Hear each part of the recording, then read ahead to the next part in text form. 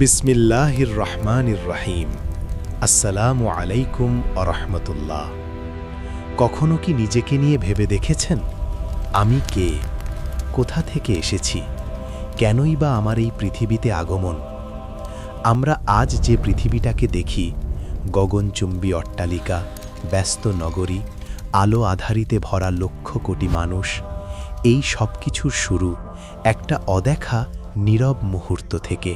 আধুনিক সায়েন্স বলে মানুষ বিবর্তনের মাধ্যমে এসেছে, কোটি বছরের প্রক্রিয়ায় এক ধাপে ধাপে উন্নতি লাভ করেছে। আর কোরআন বলে এই মহাবিশ্বের প্রতিটি কণা, প্রতিটি গ্রহ, প্রতিটি জীব এক মহান স্রষ্টার পরিকল্পনার ফল। আর সেই পরিকল্পনার কেন্দ্রে আছে একজন মানুষ, একজন প্রতিনিধির আগমন। আল্লাহ তাআলা ফেরেশতাদের সামনে ঘোষণা করলেন, ইন্নী জাইলুন ফিল আরদি খালিফাতান, আমি পৃথিবীতে একজন প্রতিনিধি, খালিফা সৃষ্টি করতে যাচ্ছি। সূরা আল বাকারা। এই একটা ঘোষণা বদলে দিল পুরো কাহিনী। এখান থেকেই শুরু মানব সৃষ্টির রহস্যময় কাহিনী। এখান থেকেই শুরু আদম আলাইহিস সালামের বিস্ময়কর জীবনযাত্রা। আজকের এই পর্বে আমরা ফিরে যাব আমাদের সেই প্রথম সূচনায়, যেখানে ছিল না আধুনিকতা, ছিল না নগরী, দেশ, সীমারেখা, ছিল শুধু আলোর জগৎ, ফেরেশতাদের তসবিহ আর এক গোপন পরিকল্পনা। মাটি থেকে এক বিশেষ সৃষ্টি। এই ভিডিওর পুরোটা সময় আপনি যদি মন দিয়ে থাকেন, তাহলে ইনশাআল্লাহ আপনি জানতে পারবেন আল্লাহ কেন ফেরেশতাদের সামনে মানুষ সৃষ্টির ঘোষণা দিলেন। ফেরেশতারা কেন প্রশ্ন করেছিল সে কি রক্তপাত করবে? ইবলিস কিভাবে সম্মানিত ইবাদতকারী থেকে অভিশপ্ত শয়তানে পরিণত হল? আর আদম আলাইহিস সালামের জীবনে কি ঘটনা ঘটেছিল যা আজও আমাদের জীবনে শিক্ষা হয়ে আছে? তাহলে আসুন, চলুন ফিরে যাই সেই অদেখা অগণিত যুগের আগে, যখন পৃথিবীতে মানুষ ছিল না, ছিল শুধু আলোকোজ্জ্বল এক জগৎ আর আগুনে সৃষ্ট আরেক জাতি। মানব সৃষ্টির কাহিনী বুঝতে হলে আমাদের একটু আগে যেতে হবে, সেই জগতে যেখানে আমরা কেউ কখনো যাইনি, কিন্তু যার কথা আল্লাহ তাআলা কুরআনে আমাদের শুনিয়েছেন।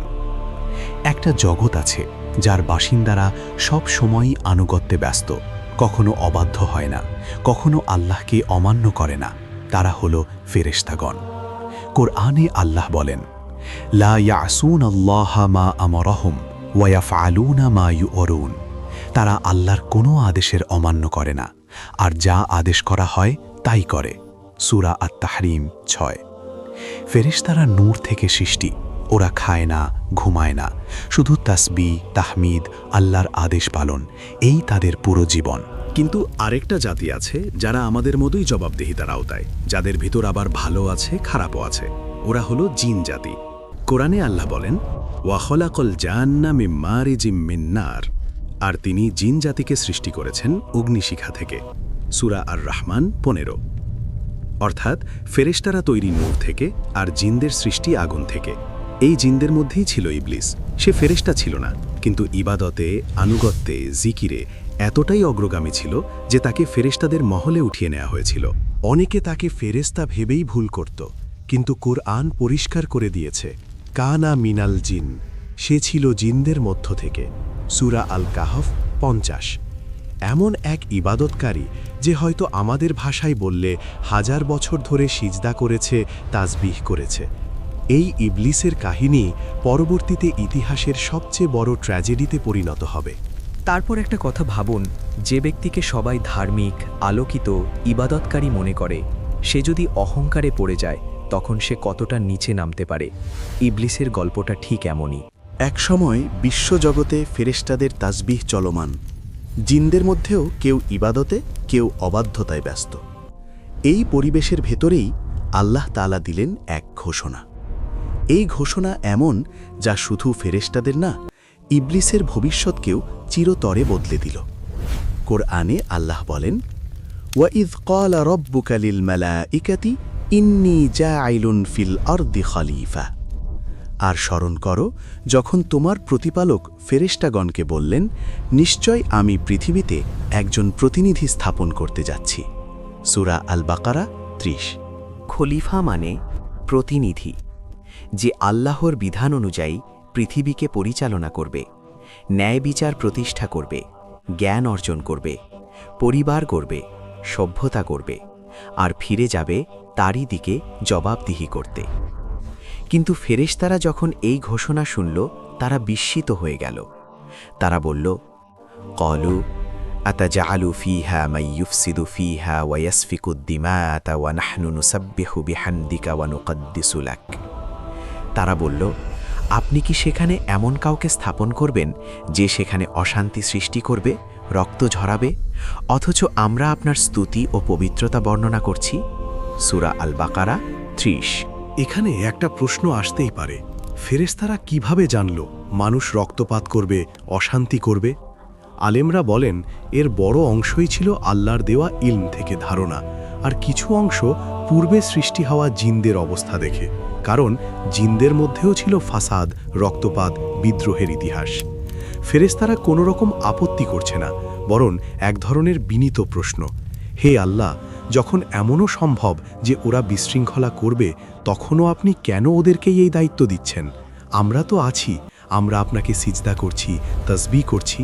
আল্লাহ তাআলা তখন দিলেন যুগে যুগে প্রতিধ্বনিত হওয়া সেই জবাব, কালা ইন্নী আলামু মা লা তা'লামুন।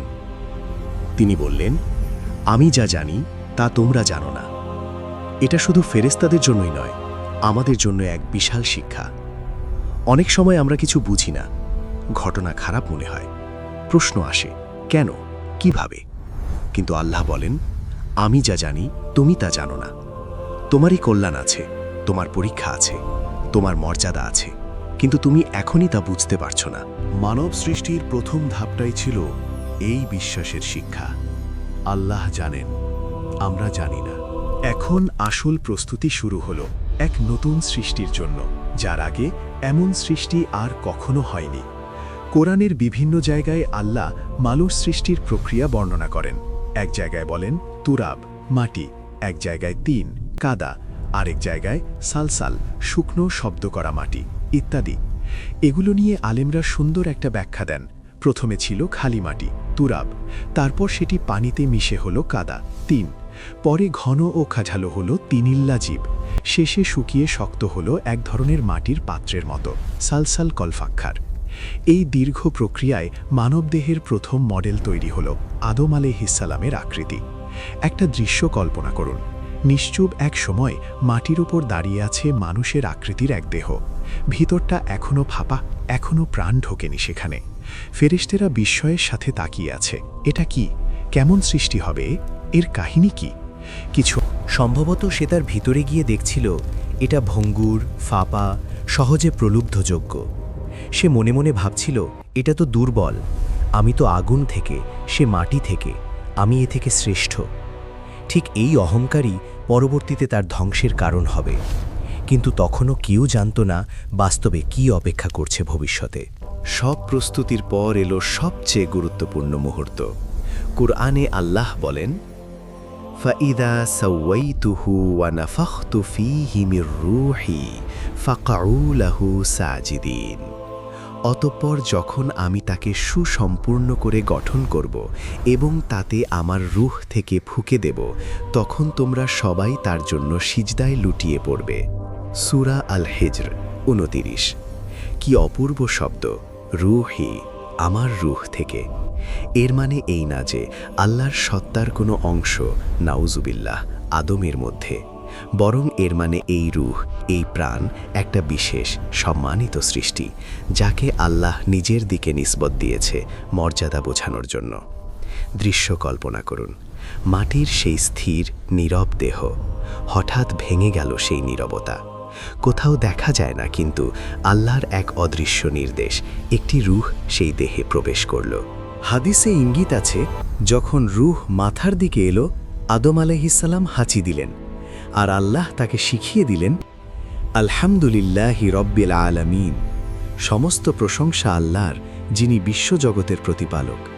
আর আল্লাহ তাকে বললেন, ইয়ারহামুকা রব্বুকা, তোমার প্রতিপালক তোমার প্রতি দয়া করুন।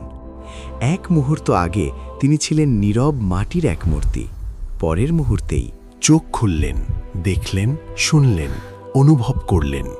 তিনি যা প্রথম দেখলেন তা ছিল আল্লাহর সৃষ্ট এই মহাবিশ্বের এক ঝলক, আর সামনের দিকে অসংখ্য ফেরেশতার সমাবেশ, যারা বিস্ময়ের সঙ্গে তাকিয়ে আছে এই নতুন সৃষ্টির দিকে।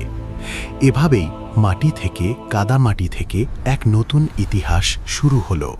মাটি থেকে গঠিত এক দেহ, অদৃশ্য রূহ ফুঁকে দেয়া প্রথম নিঃশ্বাস, প্রথম কথা। এইভাবে আদম আলাইহিস সালামের জীবন শুরু হলো। কিন্তু আল্লাহ তাআলা শুধু একটা দেহ সৃষ্টি করে থেমে গেলেন না। তিনি তাকে এমন এক গুণ দিলেন যা না ফেরেশতাদের ছিল, না জিনদের। সেটা হলো ইলম, জ্ঞান। কোরআনে আল্লাহ তাআলা বলেন, ওয়া আল্লামা আদমাল আসমাআ কুল্লাহা, আর তিনি আদমকে সব কিছুর নাম শিখালেন। সূরা আল বাকারা 33। ভাবুন, হঠাৎ এক নতুন সৃষ্টি, না কোনো স্কুল, না কোনো বই, না কোনো শিক্ষক, মানব রূপে। তবুও সে জানে বস্তুগুলোর নাম কি, কি কাজে লাগে, কিসের কি ব্যবহার, কি বা তাদের বৈশিষ্ট্য। এটা ছিল এক অনন্য শিক্ষণ প্রক্রিয়া, সরাসরি স্রষ্টার কাছ থেকে, বিনা পরিশ্রমে, বিনা সময় ব্যয়, এক ঝটকায় জ্ঞান প্রাপ্তি। কোরআনে আল্লাহ তাআলা বলেন, ওয়া আল্লামা আদমাল আসমাআ কুল্লাহা, আর তিনি আদমকে সব কিছুর নাম শিখালেন। সূরা আল বাকারা 31। ভাবুন, হঠাৎ এক নতুন সৃষ্টি, না কোনো স্কুল, না কোনো বই, না কোনো শিক্ষক, মানব রূপে। তবুও সে জানে বস্তুগুলোর নাম কি, কি কাজে লাগে, কিসের কি ব্যবহার, কি বা তাদের বৈশিষ্ট্য। এটা ছিল এক অনন্য শিক্ষণ প্রক্রিয়া, সরাসরি স্রষ্টার কাছ থেকে, বিনা পরিশ্রমে, বিনা সময় ব্যয়ে, এক ঝটকায় জ্ঞান প্রাপ্তি। অন্ধকার ব্যাকগ্রাউন্ড, সামনে আদম আলাইহিস সালাম দাঁড়িয়ে আছেন। তার সামনে নানান জিনিসের প্রতীকী ভিজুয়াল, গাছ, পানি, পাহাড়, পাখি, তারা, প্রাণী। উপর থেকে আলোর রেখা এসে তার দিকে যাচ্ছে, যেন জ্ঞান ঝুঁকছে তার ভিতরে। আল্লাহ তাআলা আদম আলাইহিস সালামকে আল আসমা, নানা জিনিসের নাম, এবং সাথে সাথে তার অর্থ ও ব্যবহার সহ জ্ঞান দিলেন। এটা শুধু টেবিল চেয়ার টাইপ নাম না, বরং আলেমরা বলেন এতে ছিল বস্তুগুলোর নাম, কাজকর্মের নাম, অনুভূতি, ইচ্ছা, চিন্তার ধরন, এমনকি তার বংশধরদের নাম সম্পর্কেও এক অংশ ইলম। এগুলো কেমন করে আমরা পুরোটা জানি না, কিন্তু আমরা জানি এটা ছিল মানুষের মর্যাদার সূচনা। এখন সেই মুহূর্ত এলো যেখানে আল্লাহ তাআলা দেখাবেন কেন তিনি বলেছিলেন, ইন্নী আ'লামু মা লা তা'লামুন, আমি যা জানি তা তোমরা জানো না। আল্লাহ তাআলা ফেরেশতাদের সামনে কিছু জিনিস বা কিছু সত্তাকে উপস্থাপন করলেন। কোরআনে তিনি বলেন, সুম্মা আরাদাহুম আলাল মালাইকাতি ফাকালা আম্বিউনি বিআসমাই হাউলাই ইন কুনতুম সাদিকিন। তারপর তিনি সেগুলিকে ফেরেশতাদের সামনে পেশ করে বললেন, তোমরা যদি সত্যবাদী হও তবে এসবের নাম আমাকে বলে দাও। সূরা আল বাকারা 31। শাল এক ময়দানে নূর, ফেরেশতাদের সারি সারি উপস্থিতি, সামনে কাছেই আদম আলাইহিস সালাম। মাঝখানে নানা কিছুর প্রতীকী ইমেজ, হয়তো বিভিন্ন রঙের আলোর বল বা প্রকৃতির প্রতীক। ফেরেশতারা যারা লক্ষ বছর ধরে আল্লাহর ইবাদতে লিপ্ত, তারা এই পরীক্ষার সামনে বিনীত হয়ে গেল। তারা বলল, ক্বালু সুবহানাকা লা ইলমা লানা ইল্লা মা আল্লামতানা ইন্নাকা আনতাল আলিমুল হাকিম। তারা বলল, আপনি পবিত্র, আমরা কোনো জ্ঞান রাখি না, কেবল যা আপনি আমাদের শিখিয়েছেন তা ছাড়া। নিশ্চয়ই আপনি সর্বজ্ঞ, প্রজ্ঞাময়। সূরা আল বাকারা 32। কি অপূর্ব উত্তর! এরা ফেরেশতা, তারা অহংকার করে না, স্বীকার করে, আমরা জানি না, আপনি জানেন। তারপর আল্লাহ বললেন আদম আলাইহিস সালামকে, কালা ইয়া আদামু আনবিহুম বিআসমাইহি। তিনি বললেন, হে আদম, তুমি তাদেরকে এসবের নাম বলে দাও। সূরা আল বাকারা 33। আদম আলাইহিস সালাম বলতে শুরু করলেন, এক এক করে যা যা আল্লাহ তাকে শিখিয়েছেন, প্রতিটি নাম, প্রতিটি পরিচয়, তার ব্যবহার, তার কাজ, সবকিছু। দৃশ্যটা এমন কল্পনা করুন, যেন একজন নতুন ছাত্র ক্লাসে এসে পুরো ব্ল্যাকবোর্ড ভরে জটিল সমীকরণ সমাধান করে ফেলল, আর বাকিরা বিস্ময়ে তাকিয়ে আছে। এখানে ফেরেশতারা বিস্ময়ে তাকিয়ে দেখছে এই নতুন সৃষ্টি কত কিছু জানে। কোরআনে আল্লাহ বলেন, ফালাম্মা আনবাআহুম বিআসমাইহিম ক্বালা আলামু আকুল লাকুম ইন্নী আ'লামু গায়বাস সামাওয়াতি ওয়াল আরদ ওয়া আ'লামু মা তুবদুনা ওয়া মা কুনতুম তাকতুমুন। অতঃপর যখন তিনি তাদেরকে সবকিছুর নাম জানিয়ে দিলেন, তখন তিনি বললেন, আমি কি তোমাদের বলিনি, আমি জানি আসমানসমূহ ও জামিনের গায়েবের কথা, আর আমি জানি যা তোমরা প্রকাশ করো এবং যা তোমরা গোপন করো। সূরা আল বাকারা ৩৩। এখানে একদিকে ফেরেশতাদের প্রশ্নের জবাব পাওয়া গেল, অন্যদিকে এক আলাদা ইঙ্গিত ছিল। কারও ভিতরের গোপন অহংকার, গোপন বিদ্রোহ, গোপন হিংসা আল্লাহ গোপনে রাখেন না। কাদের দিকে ইঙ্গিত, এটা কিছুক্ষণের মধ্যে পরিষ্কার হয়ে যাবে। এখানে আমরা একটু থামি, নিজেদের দিকে তাকাই। কেন আল্লাহ মানুষকে খলিফা হিসাবে বেছে নিলেন? কেন ফেরেশতাদের প্রশ্নের জবাব হিসাবে আল্লাহ জ্ঞানকেই সামনে আনলেন? কারণ মানুষ শিখতে পারে, বুঝতে পারে, ভুল থেকে শিক্ষা নিতে পারে, স্রষ্টাকে চিনে ইবাদত করতে পারে, পৃথিবীতে ন্যায় প্রতিষ্ঠা করতে পারে। এই জ্ঞানই আমাদের আসল ক্যাপাসিটি। আমরা যখন এই জ্ঞানকে ভালো কাজে ব্যবহার করি, ন্যায়নীতি, সত্য, তাওহীদ প্রতিষ্ঠায়, তখন আমরা সত্যিকার অর্থে খলিফার ভূমিকা পালন করি। আর যখন এই জ্ঞানকে ব্যবহার করি অন্যায়, শিরক, জুলুম, ধ্বংসের জন্য, তখন আমরা নিজেদেরই নিচে নামাই, নিজেদের ধ্বংস ডেকে আনি। আদম আলাইহিসসালামের কাহিনীর এই অংশটা আজকের ছাত্র, চাকুরিজীবী, ব্যবসায়ী, আলেম সবাইকে একটা কথা মনে করিয়ে দেয়। তুমি যত শিক্ষিতই হও, যদি সেটা আল্লাহর পথে না লাগে, তাহলে সেই জ্ঞানের আসল উদ্দেশ্য ব্যর্থ।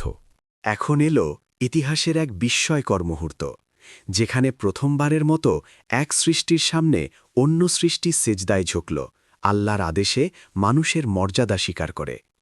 কোরআনে আল্লাহ বলেন, ওয়াইদ কুলনা লিল মালাইকাতি ইসজুদু লি আদামা ফাসাজাদু ইল্লা ইবলিস। আর স্মরণ কর, যখন আমরা ফেরেশতাদের বললাম তোমরা আদমকে সেজদা করো, তখন সবাই সেজদা করল, কেবল ইবলিস ছাড়া। সূরা আল বাকারা ৩৪। এখানে একটা জিনিস পরিষ্কার করা জরুরি। এই সিজদা কিন্তু ইবাদতের সিজদা না, এটা ছিল সম্মানসূচক সিজদা, যা আগে শরিয়াতে বৈধ ছিল। পরে আমাদের উম্মতের জন্য কেবল আল্লাহকেই সিজদা করার হুকুম এসেছে। অসংখ্য ফেরেশতা নূরের নদীর মতো আল্লাহর আদেশ আসতেই একসাথে সিজদায় লুটিয়ে পড়ল, একজন নতুন সৃষ্টির সম্মানার্থে আদম আলাইহিসসালামের সামনে। এই দৃশ্য কি পরিমাণ সম্মান! একজন মানুষ যাকে আল্লাহ এখনও পৃথিবীতে নামাননি, কিন্তু আকাশের স্তরে তার জন্য এত বড় ঘোষণা, এত সম্মান। সবাই সিজদা করল, কিন্তু একজন দাঁড়িয়ে রইল, ইবলিস। সে কখনো সিজদায় গেল না। একজনও ফেরেশতা অবাধ্য হল না। কিন্তু এই ইবলিস, যে ফেরেশতাদের সাথেই থাকত, ইবাদতের মজলিসে বসত, সে দাঁড়িয়ে থাকল অবাধ্যভাবে।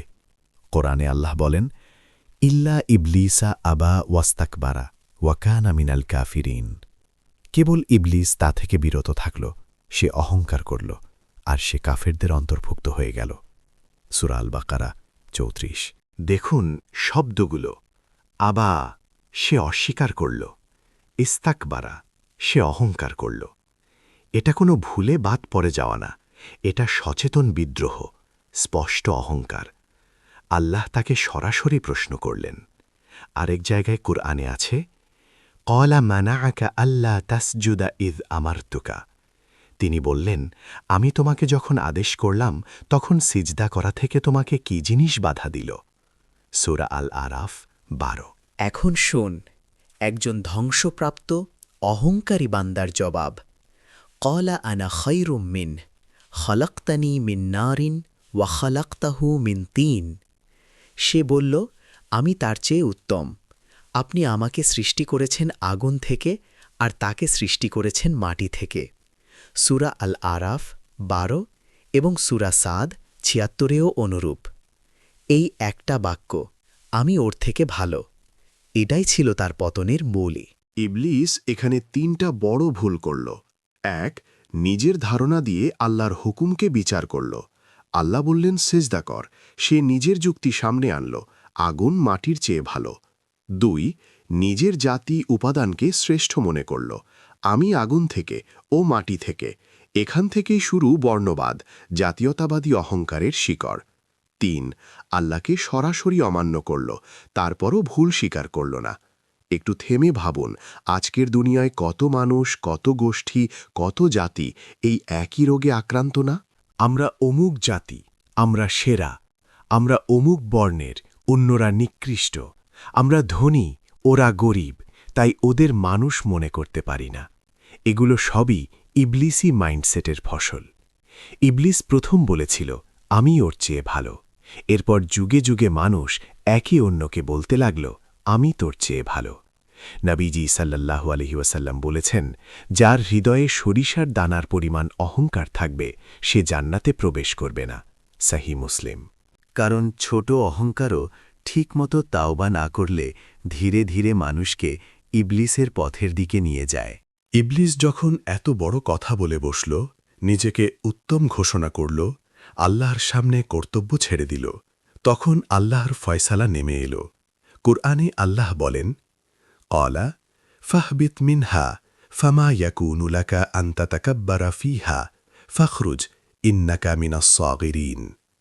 তিনি বললেন, তুমি এখান থেকে নেমে যাও, এখানে অহংকার করার কোনো সুযোগ তোমার নেই। বাহির হয়ে যাও, নিশ্চয়ই তুমি অপমানিতদের অন্তর্ভুক্ত। সূরা আল আরাফ ১৩। অন্য আয়াতে বলেন, ওয়া ইন্না আলাইকা লা'নাতি ইলা ইয়াউমিদ্দিন। আর নিঃসন্দেহে আমার অভিশাপ তো তোমার উপর থাকবে কিয়ামত দিবস পর্যন্ত। সূরা সাদ ৭৮। এটা ছিল ইবলিসের জন্য চিরস্থায়ী অপমানের ঘোষণা। কুরআনে আল্লাহ বলেন, ইবলিস বলল, ক্বালা রব্বি ফাআনযিরনি ইলা ইয়াউমি ইউবআসুন। সে বলল, হে আমার প্রতিপালক, আমাকে অবকাশ দিন সেই দিন পর্যন্ত যেদিন তারা পুনরুত্থিত হবে। সূরা আল হিজর ৩৬।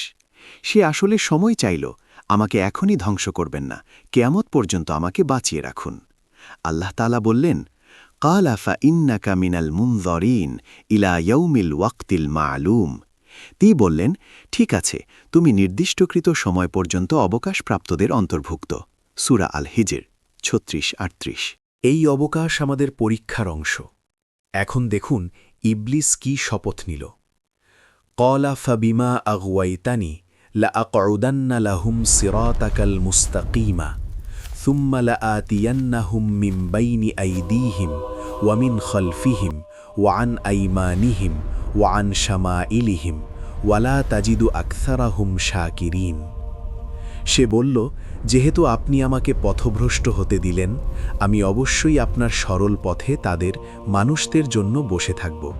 তারপর আমি অবশ্যই তাদের কাছে আসব, তাদের সামনে থেকে, তাদের পিছন থেকে, তাদের ডান দিক থেকে এবং তাদের বাম দিক থেকে, আর আপনি তাদের অধিকাংশকে কৃতজ্ঞ পাবেন না। সূরা আল আরাফ ১৬-১৭। মানে সে প্রতিশ্রুতি নিল, সামনে থেকে এসে ভবিষ্যৎ নিয়ে ভয় দেখাবে, পিছন থেকে এসে অতীতের পাপ মনে করিয়ে হতাশ করবে, ডান দিক থেকে এসে আমল নষ্ট করবে, বাম দিক থেকে এসে হারামের দিকে টেনে নেবে, এবং তার টার্গেট আমরা, আদম আলাইহিসসালামের সন্তানরা। আদম আলাইহিসসালামে ফেরেশতারা সিজদায়, ইবলিস বিদ্রোহী হয়ে নেমে গেছে। এই জায়গাটাই আসলে আমাদের জীবনের সূচনার এক অন্যতম বড় মোড়। এই মুহূর্ত থেকেই শয়তান মানুষের প্রকাশ্য শত্রু। আল্লাহ আমাদের সতর্ক করেছেন, আর আমরা পড়েছি এক মহান পরীক্ষার মধ্যে। কুরআনে আল্লাহ বললেন, ইন্নাশ শাইতানা লাকুম আদুউন ফাত্তাখিযুহু আদুওয়া। নিশ্চয়ই শয়তান তোমাদের শত্রু, তাই তোমরাও তাকে শত্রু গণ্য করো। সূরা ফাতির ৬। কিন্তু এই শত্রুতা এখনও জান্নাতে শুরুই হয়নি। মানব ইতিহাসের পরের অধ্যায়, যেখানে আদম আলাইহিসসালাম ও হাওয়া আলাইহিসসালাম জান্নাতে থাকবেন, একটা গাছকে নিষেধ করা হবে, আর ইবলিস ধৈর্য ধরে অপেক্ষা করবে প্রতিশোধ নেয়ার সেই ঘটনাই মানব ইতিহাসের প্রথম বড় পরীক্ষা হয়ে দাঁড়াবে। একদিকে জ্ঞান, মর্যাদা, দায়িত্ব নিয়ে সৃষ্টি হওয়া আদম আলাইহি, আরেকদিকে অহংকার, হিংসা আর ঘৃণায় দগ্ধ এক সত্তা, ইবলিস, যে শপথ নিয়েছে মানুষকে পথভ্রষ্ট করার। এখন প্রশ্ন হল, এই দুজনের প্রথম মুখোমুখি কবে হবে, কোথায় হবে, কিভাবে ইবলিস আদম আলাইহির কাছে যাবে, কি কথা বলবে, আর প্রথম মানুষ কিভাবে প্রথম পরীক্ষায় ভুল করবে। আদম আলাইহিসসালাম এখন আর কেবল মাটির এক দেহ নন, তিনি এমন এক সৃষ্টি যাকে আল্লাহ নিজের হাতে গঠন করেছেন, নিজের রূহ থেকে ফুঁকে দিয়েছেন, তারপর জ্ঞান দিয়ে অন্য সব সৃষ্টির ওপর মর্যাদা বাড়িয়ে দিয়েছেন। এবার শুরু হতে যাচ্ছে তার জীবনের এক নতুন অধ্যায়, জান্নাতে প্রবেশ। আমরা যত কল্পনাই করি না কেন, জান্নাতের সৌন্দর্য, সুখ, শান্তি মানুষের ভাষা কখনোই তা পুরো বলতে পারবে না। রাসূলুল্লাহ সাল্লাল্লাহু আলাইহি ওয়াসাল্লাম বলেছেন, জান্নাতে এমন নাঈম, সুখ সুবিধা আছে যা কোনো চোখ কখনো দেখেনি, কোনো কান কখনো শোনেনি, আর কোনো মানুষের অন্তরে কখনো কল্পনাও জাগেনি। সহিহ বুখারী, সহিহ মুসলিম। অদ্ভুত সুন্দর বাগান, ঝর্ণা, নদী, সবুজের ভেতর ঝকঝকে আলো, সোনালি আভা, এক প্রশান্ত নিস্তব্ধ পরিবেশ। কোনো ক্লান্তি নেই, কোনো শোক নেই, কোনো ভয় নেই। আল্লাহ তাআলা আদম আলাইহিস সালামকে জান্নাতে বসবাসের জন্য স্থাপন করলেন। কোরআনে বলেন, ওয়াকুলনা ইয়া আদামু ইসকুন আনতা ওয়া যাওজুকাল জান্নাতা ওয়াকুলা মিনহা রগাদান হাইথু শি'তুমা ওয়ালা তাকরাবা হাযিহিশ শাজারাতা ফাতাকুনা মিনাল যালিমিন। আর আমি বললাম, হে আদম, তুমি এবং তোমার স্ত্রী জান্নাতে বসবাস করো এবং সেখান থেকে আনন্দের সাথে খেতে থাকো যেখানে ইচ্ছা, তবে এই গাছটির কাছে যেও না, নইলে তোমরা সীমালঙ্ঘনকারীদের অন্তর্ভুক্ত হয়ে যাবে। সূরা আল বাকারা ৩৫। ইলমুল কালামে বলা হয়, আদম আলাইহিসসালাম শুরুতে কিছু সময় একা ছিলেন। জান্নাতের সব নাঈম থাকলেও তার নিজের মতো কাউকে তিনি পাননি, যার সাথে কথা বলবেন, ভাব শেয়ার করবেন, আনন্দ বেদনা ভাগ করবেন। মানুষের স্বভাবই এমন, একাকিত্ব তাকে কষ্ট দেয়, সঙ্গ তাকে স্বস্তি দেয়। আল্লাহ তাআলা কুরআনে বলেন, ইয়া আইয়ুহান নাসু ইত্তাকু রাব্বাকুমুল্লাযী খালাকাকুম মিন নাফসিন ওয়াহিদাহ ওয়া খালাকা মিনহা যাওজাহা ওয়া বাথা মিনহুমা রিজালান কাসীরান ওয়া নিসাআ। হে মানুষ, তোমরা তোমাদের প্রতিপালককে ভয় করো, যিনি তোমাদের সৃষ্টি করেছেন এক প্রাণী থেকে, আর তার থেকেই তার সঙ্গিনীকে সৃষ্টি করেছেন, আর ওই দুজন থেকে বহু পুরুষ ও স্ত্রীলোক ছড়িয়ে দিয়েছেন। সূরা আন-নিসা ১। রাসূলুল্লাহ সাল্লাল্লাহু আলাইহি ওয়াসাল্লাম এক হাদিসে ইঙ্গিত দিয়েছেন, নারীকে পাঁজরের হাড় থেকে সৃষ্টি করা হয়েছে, অর্থাৎ কোমল, বাঁকানো, ভঙ্গুর। তাকে ভেঙে সোজা করা যাবে না, বরং ধৈর্য, ভালোবাসা দিয়ে গ্রহণ করতে হবে। সহিহ বুখারী, সহিহ মুসলিম। আদম আলাইহিস সালাম একা জান্নাতের বাগানে হাঁটছেন। এক পর্যায়ে নিদ্রা বা এক ধরনের অচেতনতা তাকে আচ্ছন্ন করল। তারপর যখন তিনি চোখ খুললেন, দেখলেন তার পাশে দাঁড়িয়ে আছেন অদ্ভুত সুন্দর, লাজুক, কোমল, নতুন এক সৃষ্টি, হাওয়া আলাইহিস সালাম। আদম আলাইহিস সালামের চোখে বিস্ময়, আনন্দ, মুখে হয়তো এক প্রশ্ন, তুমি কে? হাওয়া আলাইহিস সালাম হয়তো নম্র কণ্ঠে বললেন, তোমার সঙ্গিনী, তোমার থেকে, তোমার জন্যই আমাকে সৃষ্টি করা হয়েছে। আল্লাহ তাআলা এই সম্পর্কের উদ্দেশ্য ব্যাখ্যা করেছেন, ওয়ামিন আয়াতিহি আন খালাকা লাকুম মিন আনফুসিকুম আজওয়াজান লিতাসকুনু ইলাইহা ওয়া জাআলা বাইনাকুম মাওয়াদ্দাতান ওয়া রাহমা। আর তার নিদর্শনসমূহের মধ্যে অন্যতম হল, তিনি তোমাদের জন্য তোমাদেরই মধ্য থেকে স্ত্রীগণ সৃষ্টি করেছেন, যেন তোমরা তাদের কাছে প্রশান্তি পাও, এবং তিনি তোমাদের মাঝে রেখে দিয়েছেন ভালোবাসা ও দয়া। সূরা আর-রুম ২১। এটাই ছিল প্রথম দম্পতি, প্রথম পরিবার, প্রথম ভালোবাসা, প্রথম সাকিনা, মানসিক শান্তির সূচনা। এখন দুজন একসাথে জান্নাতে বসবাস করছেন। আল্লাহ তাআলা আরেক জায়গায় বলেন, ইন্না লাকা আল্লা তাজুআ ফীহা ওয়ালা তা'রা ওয়া আন্নাকা লা তাযমাউ ফীহা ওয়ালা তাদহা। নিশ্চয়ই সেখানে জান্নাতে তুমি না ক্ষুধার্ত হবে, না উলঙ্গ হবে, আর সেখানে তুমি না তৃষ্ণার্ত হবে, না রৌদ্রে পূর্বে। সূরা তাহা ১১৮-১১৯। কোনো রোজগারের চিন্তা নেই, মাসের শেষে বেতন দেরি হবে কিনা এই উৎকণ্ঠা নেই, ভাড়া, বিল, ঋণ কিছুই নেই। না কোনো রোগ, না ক্লান্তি, না দুঃখ। খাবার যত খেতে চান, একঘেয়েমি নেই, বদহজম নেই। পোশাক সম্মান আর সৌন্দর্যের পোশাক, ছিঁড়ে যাবে না, পুরনো হবে না। এমন এক সুখের মধ্যে আদম আর হাওয়া একসাথে জান্নাতে ঘুরে বেড়াচ্ছেন। একটা গাছ থেকে আরেকটা গাছ, একটি ফল থেকে আরেকটি ফল, সব কিছু হালাল, সব কিছু বৈধ, কেবল একটি গাছ ছাড়া। আল্লাহ তাআলা বললেন, ওয়ালা তাকরবা হাযিহিশ শাজারাহ, এই গাছটির কাছে যেও না। সূরা আল বাকারা ৩৫।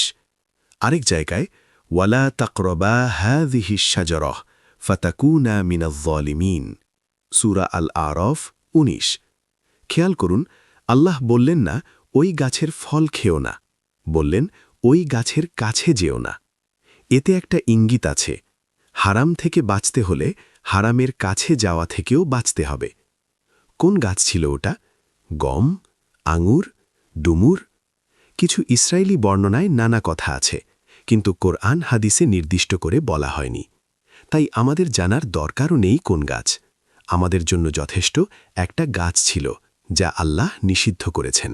এটাই আসলে সব যুগের পরীক্ষার সংক্ষিপ্ত রূপ। অনেক হালাল আছে, একটু হারাম আছে। হালালের ভেতরেই সুখ, শান্তি, বরকত। কিন্তু মানুষ আবার হারামের দিকেই টানে কেন?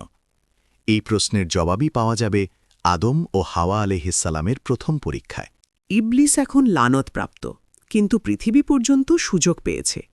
তার শপথ ছিল সে মানুষকে পথভ্রষ্ট করবেই। আদমের সন্তানদের যেন নরকে টেনে নিতে পারে, তাই সে সব স্ট্র্যাটেজি ব্যবহার করবে। কিন্তু প্রথমে তার সামনে একটাই টার্গেট, নিজে যার সামনে সিজদা করতে অস্বীকার করেছিল সেই আদম আলাইহিসসালাম। প্রশ্ন আসতে পারে, ইবলিস তো জান্নাত থেকে হটিয়ে দেয়া হয়েছে, তাহলে সে জান্নাতে গিয়ে কিভাবে ওয়াসওয়াসা দিল? উত্তর হল, এটা কিভাবে হলো আল্লাহই ভালো জানেন। কারো মতে সে জান্নাতের বাইরে থেকে ওয়াসওয়াসা দিল, কারো মতে কোনো ফাঁক ফোকর বা অন্য কোনো মাধ্যমে তার প্রবেশের সুযোগ হল। আমাদের জন্য আসল কথা হল, সে ওয়াসওয়াসা দিয়েছে। কিভাবে গেছে সেটা অদৃশ্য জগতের গোপন রহস্য। আল্লাহ আমাদের এতটুকুই জানিয়েছেন যা হিদায়েতের জন্য দরকার। কোরআনে আল্লাহ বলেন, ফাওয়াসওয়াসা লাহুমাশ শাইতান, অতঃপর শয়তান তাদের দুজনের মধ্যে ওয়াসওয়াসা সৃষ্টি করল। সূরা আল আরাফ ২০। সে আগে হাওয়ার কাছে গিয়েছে নাকি আদম আলাইহিসসালামের কাছে, এই নিয়ে স্পষ্ট দলিল নেই, তাই নির্দিষ্ট করে বলা ঠিক না। আমরা সাধারণভাবে বলি ওদের দুজনের মাঝেই সে ওয়াসওয়াসা করেছিল। কুরআনে এসেছে, শয়তান বলল, ما نهاكما ربكما عن هذه الشجرة إلا أن تكونا ملكين أو تكونا من الخالدين। তোমাদের প্রতিপালক এই গাছটি থেকে তোমাদেরকে কেবল এজন্যই নিষেধ করেছেন যে তোমরা যাতে ফেরেশতা না হয়ে যাও অথবা চিরস্থায়ী না হয়ে যাও। সূরা আল আরাফ ২০। আরেক জায়গায়, হাল আদুল্লুকা আলা শাজারাতিল খুলদি ওয়া মুলকিন লা ইয়াবলা, আমি কি তোমাকে এমন এক গাছের কথা বলবো যা অনন্ত জীবনের গাছ আর এমন রাজত্বের যা কখনো নষ্ট হবে না? সূরা তাহা ১২০। দেখুন কি ভয়ঙ্কর বুদ্ধি। সে প্রথমে আল্লাহর নিষেধকে প্রশ্নবিদ্ধ করল, আল্লাহ তোমাদের নিষেধ করেছেন কারণ। তারপর লোভ দেখালো, ফেরেশতা হয়ে যাওয়া, চিরজীবী হওয়া, অবিনশ্বর রাজত্ব। মানুষের তিনটে বড় দুর্বলতা ব্যবহার করল। ১. মরার ভয়, চিরজীবী হওয়ার স্বপ্ন। ২. ক্ষমতার লোভ, রাজত্ব, কন্ট্রোল। ৩. মর্যাদার ইচ্ছা, আরও উচ্চ স্তরে যেতে চাওয়া, ফেরেশতার মতো হওয়া। আরও এক ধাপে গিয়ে সে মিথ্যা কসম খেল, ওয়াকাসামাহুমা ইন্নী লাকুমা লামিনান নাসিহিন, আর সে তাদেরকে কসম খাইয়ে বলল, আমি তো তোমাদের নির্ভরযোগ্য উপদেশদাতা। সূরা আল আরাফ ২১। ভাবুন, শয়তান আল্লাহর নামে কসম খাচ্ছে আর বলছে, আমি তোমাদের ভালো চাচ্ছি।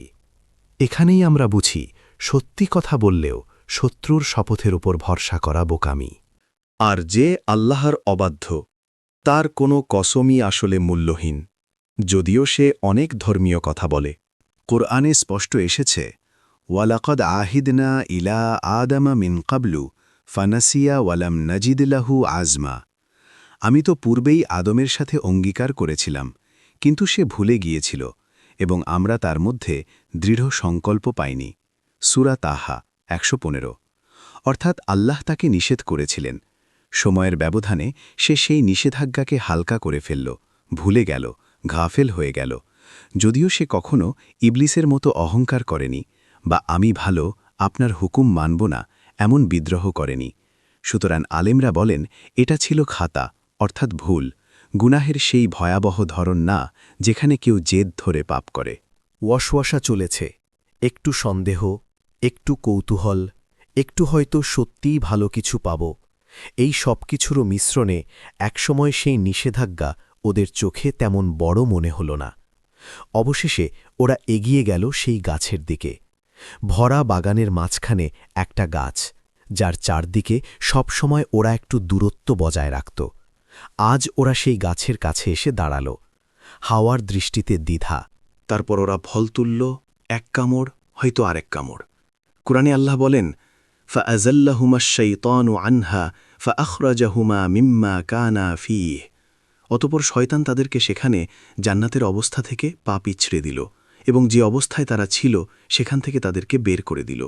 সূরা আল বাকারা ৩৬। আরেক জায়গায় فلما ذاقا الشجرة بدت لهما سوآتهما وطفقا يخصفان عليهما من ورق الجنة। অতঃপর যখন তারা সেই গাছের ফল আস্বাদন করল তখন তাদের উভয়ের লজ্জাস্থান উন্মুক্ত হয়ে গেল এবং তারা জান্নাতের পাতা একের উপর আরেক রেখে নিজেদের ঢাকতে লাগল। সূরা আল আরাফ ২২। এটা ছিল মানব ইতিহাসের প্রথম লজ্জা, প্রথম অপরাধবোধ, প্রথম তাড়াহুড়ো করে গুনাহ ঢাকার চেষ্টা। দেখুন, পাপ হতেই প্রথম যে অনুভূতিটা এলো সেটা লজ্জা, এবং ওরা সঙ্গে সঙ্গে নিজেদের ঢাকার চেষ্টা করল। ওদের পোশাক চলে গেছে, এখন গাছের পাতায় নিজেদের ঢাকছে। এটা আমাদেরও শিক্ষা দেয়, যখন মানুষ গুনাহ করে তার ভেতরে একটা প্রাকৃতিক হায়া থাকে, লজ্জা থাকে, যা তাকে ঢাকতে, ফিরে আসতে, তাওবা করতে টানে। যদি কেউ দীর্ঘ গুনাহ, বারবার গুনাহের মাধ্যমে এই লজ্জা নামের সেন্সরটাকেই মেরে ফেলে, তখন সে ইবলিসের পথের দিকে চলে যায়। পাপের পরপরই আল্লাহ তাআলার ডাকা এল। কোরআনে আল্লাহ বলেন, ওয়ানাদাহুমা রব্বুহুমা আলাম আনহাকুমা আন তিলকুমা শাজারাতা ওয়া আকুল লাকুমা ইন্নাশ শাইতানা লাকুমা আদুহুম মুবিন। আর তাদের প্রতিপালক তাদেরকে ডাক দিলেন, আমি কি তোমাদের ওই গাছ হতে বিরত রাখিনি এবং বলিনি যে শয়তান তো তোমাদের প্রকাশ্য শত্রু? সূরা আল আরাফ ২২। এই প্রশ্নের মধ্যে কঠোরতা যেমন আছে তেমনি আছে শিক্ষা, মমতা, সতর্কবাণীও। আদম আর হাওয়া আলাইহিস সালাম কি জবাব দিলেন? কোরআনে এসেছে, তারা একসাথে বললেন, ক্বালা রব্বানা যালামনা আনফুসানা ওয়া ইল্লাম তাগফির লানা ওয়া তারহামনা লানাকুনান্না মিনাল খাসিরিন। তারা বলল, হে আমাদের প্রতিপালক, আমরা তো নিজেদের উপরই জুলুম করেছি। আপনি যদি আমাদের ক্ষমা না করেন এবং আমাদের প্রতি দয়া না করেন তাহলে আমরা অবশ্যই ক্ষতিগ্রস্তদের অন্তর্ভুক্ত হয়ে যাব। সূরা আল আরাফ ২৩। এই দোয়াটা হল মানব ইতিহাসের প্রথম তাওবার দোয়া। রব্বানা যালামনা আনফুসানা ওয়া ইল্লাম তাগফির লানা ওয়া তারহামনা লানাকুনান্না মিনাল খাসিরিন। অর্থ, হে আমাদের প্রতিপালক, আমরা নিজেদের ওপরই জুলুম করেছি। আপনি যদি আমাদের ক্ষমা না করেন এবং আমাদের প্রতি দয়া না করেন তাহলে আমরা অবশ্যই ক্ষতিগ্রস্তদের অন্তর্ভুক্ত হব। দেখুন, ইবলিসও ভুল করেছিল, আদম হাওয়াও ভুল করলেন, কিন্তু পার্থক্য কোথায়? ইবলিস অমান্য করল, তারপর অজুহাত দিল, আল্লাহকে দোষ দিল, যেহেতু তুমি আমাকে বিভ্রান্ত করেছ, আর শপথ নিল মানুষকে নষ্ট করার। আদম হাওয়া অমান্য করল, সাথে সাথে নিজেরা স্বীকার করল, আমরাই জুলুম করেছি, আল্লাহর দিকে ফিরে গেল, তার রহমত ও ক্ষমা চাইল। এটাই নবীদের পথ আর শয়তানের পথের ফারাক। অনেকে ভুল করে ভাবে আল্লাহ আদম আলাইহিসসালামকে ক্ষমা করেননি, তাই তাকে জান্নাত থেকে বের করে দিলেন। কিন্তু কোরআনে আল্লাহ স্পষ্টভাবে বলেন, সুম্মা জিতাবাহু রাব্বুহু ফাতাবা আলাইহি ওয়াহাদা। অতঃপর তার প্রতিপালক তাকে মনোনীত করলেন এবং তার তওবা কবুল করলেন এবং তাকে সঠিক পথে পরিচালিত করলেন। সূরা তাহা ১২২। তাই আল্লাহ আদম আলাইহিসসালামকে বেছে নিয়েছেন, ইজতাবাহু, তার তওবা কবুল করেছেন, তাবা আলাইহি, তাকে হিদায়েত দিয়েছেন, হাদা, অর্থাৎ ক্ষমা হয়ে গেছে। তাহলে পৃথিবীতে অবতরণ কেন? এটা শুরু থেকেই আল্লাহ পরিকল্পনার অংশ ছিল। আমি পৃথিবীতে খালিফা সৃষ্টি করব। বাকারা ৩০। জান্নাতের এই ঘটনা, শয়তানের ওয়াসওয়াসা, প্রথম ভুল, প্রথম তওবা, সব মিলিয়ে এটা এক বিশাল শিক্ষা প্যাকেজ, যেন মানুষ পৃথিবীতে নেমে গিয়ে এই শিক্ষা ভুলে না যায়। এখন আল্লাহ তাআলা ঘোষণা করলেন, কালাহ বিতু বা'দুকুম লি বা'দিন আদুউন ওয়ালাকুম ফিল আরদি মুস্তাকাররুম ওয়া মাতাউন ইলা হিন। তিনি বললেন, তোমরা সবাই নেমে যাও, তোমাদের একে অপরের জন্য শত্রু হবে, আর তোমাদের জন্য পৃথিবীতে থাকবে এক সময় পর্যন্ত স্থায়ী বাসস্থান ও ভোগ সামগ্রী। সূরা আল আরাফ ২৪। আর এক জায়গায়, কুল নাহবিতু মিনহা জামিআন ফাইম্মা ইয়াতিয়ান্নাকুম মিন্নি হুদান ফামান তাবিআ হুদায়া ফালা খাউফুন আলাইহিম ওয়ালা হুম ইয়াহজানুন। আমি বললাম, তোমরা সবাই এখান থেকে নেমে যাও, তারপর যদি আমার পক্ষ থেকে তোমাদের কাছে হিদায়েত আসে, অতঃপর যে আমার হিদায়েত অনুসরণ করবে তাদের জন্য কোনো ভয় নেই, আর তারা দুঃখিতও হবে না। সূরা আল বাকারা ৩৮। এটা আসলে একটা চুক্তি। তোমরা পৃথিবীতে যাবে, সেখানে জীবন কাটাবে, পরীক্ষা দেবে। আমি তোমাদের কাছে হিদায়েত পাঠাব, কিতাব, রাসূল, নির্দেশ, নিষেধ। যে মেনে চলবে তাকে আবার ফেরত নিয়ে আসব চিরস্থায়ী জান্নাতে, আর যে শয়তানের পথ নেবে সে যাবে শয়তানের গন্তব্যে। আদম আলাইহিস সালামের এই পুরো ঘটনা থেকে আমাদের জন্য কিছু স্পষ্ট প্র্যাকটিক্যাল শিক্ষা। ১. হারাম খুব অল্প, হালাল অসংখ্য, কিন্তু শয়তান সবসময় সেই অল্প হারামের দিকেই টানে। জান্নাতে অগণিত হালাল ফল, গাছ, নাইম, তবুও ওয়াসওয়াসা ছিল একটাই গাছ নিয়ে। আজকের দুনিয়ায় হাজারো হালাল রুজি, তবুও মানুষ সুদের দিকে, হারাম ইনকামের দিকে দৌড়ায়। ২. শয়তান তোমাকে হারামকে বড় লাভ মনে করাতে চাইবে। সে বলল চিরজীবন রাজত্ব। আজকে হয়তো বলে এতটুকু হারাম করলি বড় আয়, বড় পজিশন, বড় নাম হবে। ৩. ভুল হওয়ার পর কি আচরণ করবে তা নির্ধারণ করে তুমি ইবলিসি পথের না আদমি পথের মানুষ। ইবলিস জিদ, অজুহাত, দোষ চাপানো, আদম স্বীকারোক্তি, লজ্জা, তওবা। ৪. মানুষ গুনাহমুক্ত নয়, কিন্তু তাওবাহীন হওয়া মারাত্মক। আদম আলাইহিস সালাম নবী হওয়া সত্ত্বেও ভুল করেছেন, কিন্তু সাথে সাথে তাওবা করেছেন। রাসূলুল্লাহ সাল্লাল্লাহু আলাইহি ওয়াসাল্লাম বলেছেন, আদমের সব সন্তানই ভুলকারী, আর উত্তম ভুলকারী তারাই যারা তাওবা করে। তিরমিজি। আদম আলাইহিসসালাম ও হাওয়া আলাইহিসসালাম এখন জান্নাত থেকে পৃথিবীতে অবতরণ করতে চলেছেন। ওরা জানে আল্লাহ তাদের তওবা কবুল করেছেন, কিন্তু পরীক্ষার নতুন ময়দান এখন শুরু হবে। এখন প্রশ্নগুলো হল, তারা পৃথিবীর কোথায় নেমেছিলেন, কিভাবে একে অপরকে আবার খুঁজে পেয়েছিলেন, কিভাবে শুরু হয়েছিল পৃথিবীর প্রথম ঘর, প্রথম রিজিক, প্রথম কৃষি, প্রথম আগুন, কিভাবে আল্লাহ আদম আলাইহিসসালামকে নবুয়ত দিলেন, সন্তানদের শিক্ষা দিলেন, আর কিভাবে সেই পরিবারেই প্রথম হত্যাকাণ্ড ঘটল, হাবিল ও কাবিলের মর্মান্তিক ঘটনা।